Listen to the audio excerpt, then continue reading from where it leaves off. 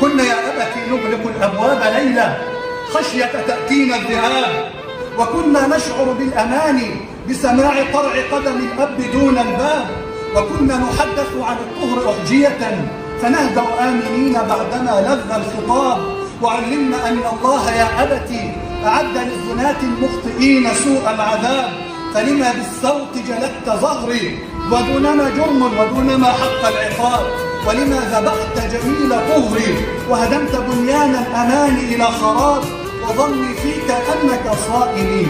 فخنت الأمانة والظن فيك خاب، وفي موقف الحساب عند الله نلتقي، فأعد يا أبتي أمنة بين أيديكم، إنما أدعاه في أيد أمينة يعرف أصحابها الأمانة وكيف يؤدونها خير الأمان. الأمانة يقدر أصحابها ما دام بني عليه هذا الاتهام الحق، وإني أعلم أني أترافع في ساحات لطالما صدحت فيها ألسنة بالحق قولا، ولطالما خطت فيها أحكام بالحق عدلا، ولطالما أعزت فيها أنفس رحمة وإنصافا، ولطالما رغمت فيها أنوف جزاء وقصاصا.